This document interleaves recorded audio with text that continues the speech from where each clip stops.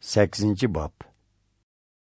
Uzun ötmey, Hazreti İsa Galiliya ülküsüdeki şəhər, yezi qışlaqlığı verib, Xudanın patşalığı dair xuş xəbərini taqatdı. 12 şagirtimi onun bilen birgi badi.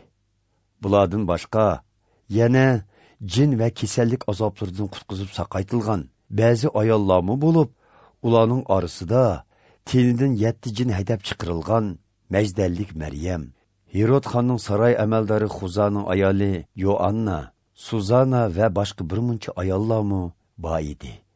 Bula öz mal mülkləri bilən Hazreti İsa və onun şagirdlərinə yardımcı boldu.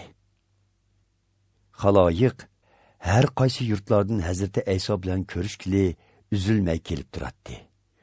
Bir günü nurgun adam yığılğanda Hazreti İsa ulağa tövəndiki təmsilini sözləb bədi. Bir dixan uruq çaşqılı etizği çıxıbdı. Çaşqan uruqlarının bəziləri çığır yol üstüge düşüb, kişilərinin ayığı astıda qapdı və quşlağa yem bopdu. Bəziləri astı taşlıq tupraqqa düşübdü. Amma yerdiki nəmlik yetişməyənlikdən uruqlar ünüb çıxqandan keyin qurub ketibdi. Bəziləri tikellerinin arsuğu düşübdü. Maysılar tikellər bilən boyu talışıb ösübdü. Biroq nəticədə tikellər maysılarını besivapdı. Bəziləri bolsa münbət tupraqqa düşüb, obdan ösüb, yüz həssilab hosul beribdi. Hazreti İsa yuqori ovoz bilan yana, bu sözlərni qulluğunlarda çin tutunlar, dedi. Keyin onun şagirdləri onundan bu təmsilinin mənisini sordu. Hazreti İsa ulağa mundaq dedi. Xudanın patşalığının sırları sizlərinin bilişinlağı verildi. Biroq başqaları kəsək, ulağa təmsillər bilanla düşəndirmən. Şunun üçün ula sözümni anlısımı düşənməydi. Bu əhval Yaşaya peyğəmbərinin deginidək boldu. Ula qarısımı köməydi, anlısımı düşənməydi. Bu təmsilinin mənisi mundaq. Uruq Xudanın sözüdür. Çığır yoldaki tupraqqa düşkən uruqlar şundaq kişilərə təmsil qılınğan ki, ula Xudanın sözünü anlısımı onu qəbul qılmaydı. Şeytan ulanı etiqad orqali qutquzulsun deb, ulanın köңlüdün Xudanın sözünü elib keçib ketidi. Taşlıq tupraqqa düşkən uruqlar Xudanın sözünü anlığan haman xuşallıq bilan qəbul qılğanlarga təmsil qılınğan. Ular bununğa bir məhəl işəngən boludu. Amma ularning yiltizi bo'lmaganligi uchun birər müşküllikka yo'liqsila bardoshlik berolmaydi. Tikanli küçükən urug'larga kesak, ular shundoq kishilarga tamsil qilinganki, ular Xudoning so'zlarini anglasimu, uzun o'tmayla ko'ngliga bu dunyoning andisha, boylik va halovatlarining iziqtirilishlari kirib elib, Xudoning so'zini bo'g'itdi-da, ular ho'sulsiz qoldi.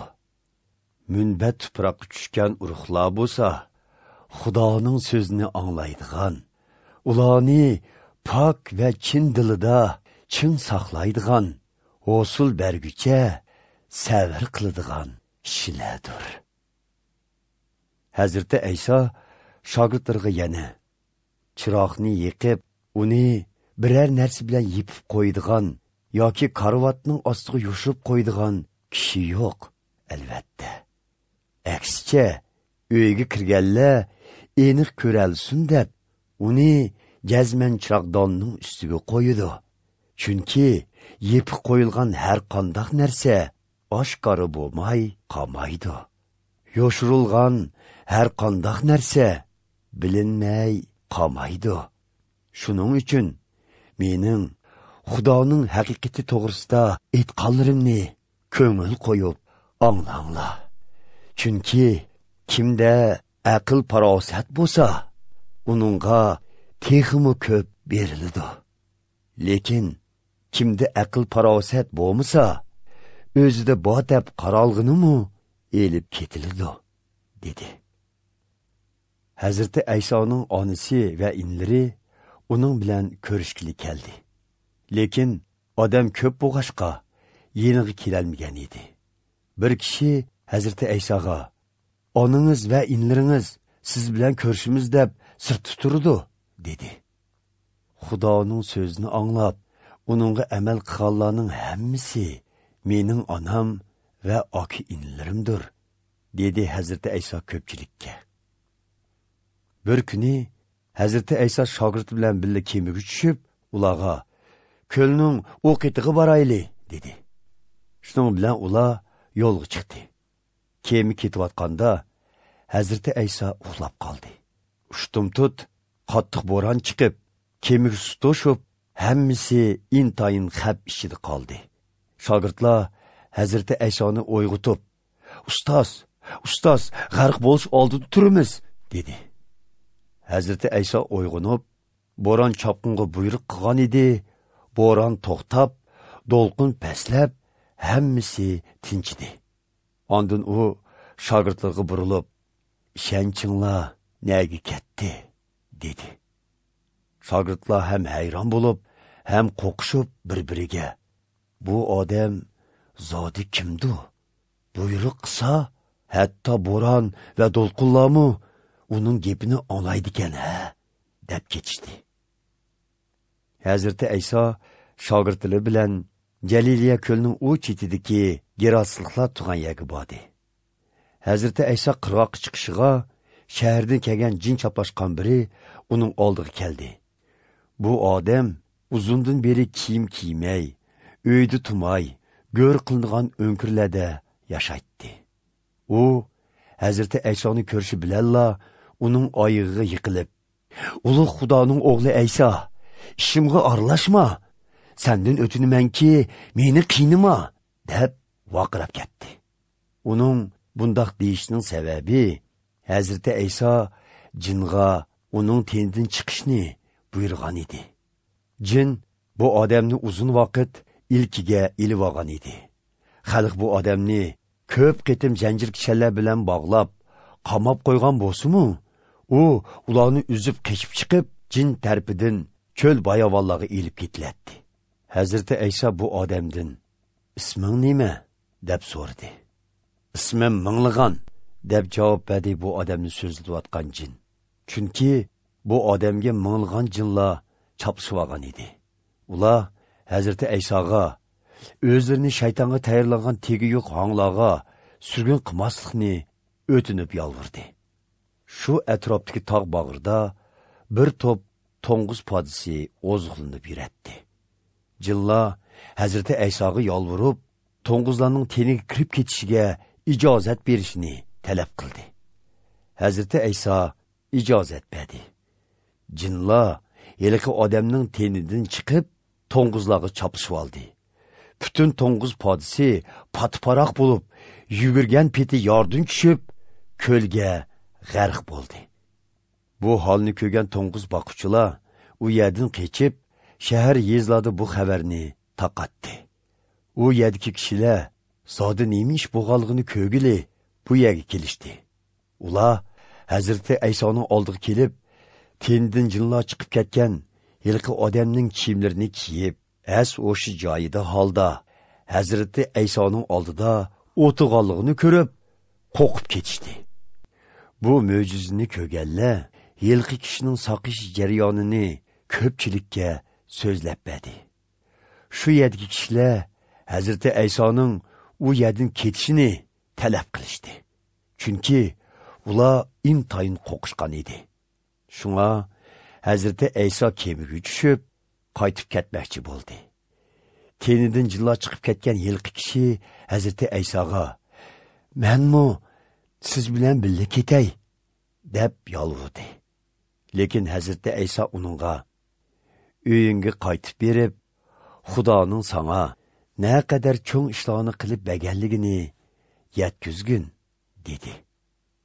U odam qaytib berib, Bütün şəhərini arılab, Hazreti İsa özü qilib bəgən çoğ işlarni həmməylənge yetkizdi.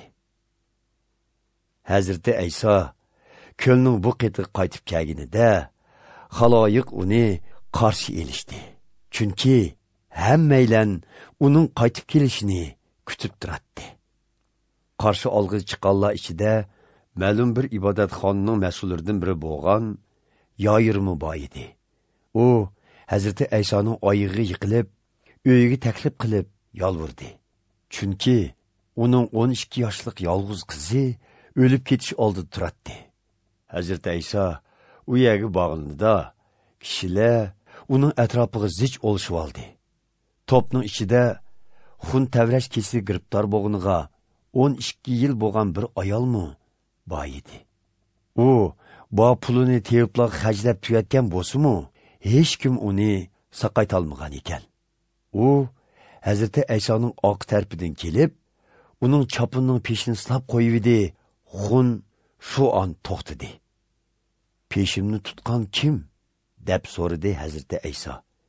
Ko'pchilik tutmadik deyishdi. Ustoz, to'rt atrofingizning hammasi odam. Ular sizni qistab turayotmamdi? dedi Petrus.